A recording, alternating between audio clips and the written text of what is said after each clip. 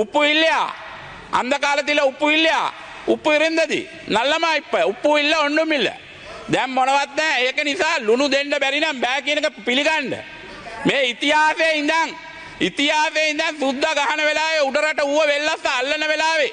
දකුණේ මිනිස්සු ගියේ උඩට ලුණු අරගෙන ගියේ දකුණේ මිනිස්සු තමයි අදත් බදුල්ලා මොනරාගල පදිංචි වෙලා ඉන්නේ ලුණු ගෙනිච්ච මිනිස්සු මේ රටේ කවදාක්වත් ලුණු නැති වුන්නේ නැහැ දකුණේ මිනිස්සු වැලිමඩ නුවරඑළිය හපුතලේ නගරවල ජීවත් වෙන දකුණේ මිනිස්සු උඩරට ඇල්ලුවේ ලුණු ගෙනියලා ලුණු කරත් වලින් ලුණු අරන් ගිහලා තමයි උඩරට පදිංචි උනේ ඉතිහාසයේ සුද්දාගේ කාලේ ඉඳන් මේ රටේ ඉංග්‍රීසින් උඩරට අල්ලපු කාලේ ඉඳන් ලුණු නැති වුණා නමුත් මේ ආණ්ඩුව ඇවිල්ලා ලුණු නැති වෙලා තියෙන ඒක ඕගොල්ලෝගේ දුර්වලකම ඒක පිළිගන්න අපේ දුර්වලකම් හින්දා තමයි 2022 අරගලයක් ආවේ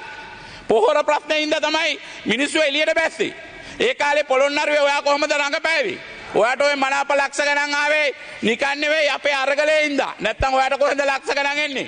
ඔයා පළාත් සභාවටත් එන්න බැරුව හිටපු කෙනෙක් සරත් අපි නොදන්නවද සරත් ඒ නිසා අපි කියන්නේ මෙහෙමයි වැරද්දක් තිබ්බනම් ඔබතුමා ගැන මම දන්නවා මම ගරු කරනවා ඔබතුමා මේ පාර්ලිමේන්තුවට ආපු එකත් ගැනත් මම කනගාටු වෙනවා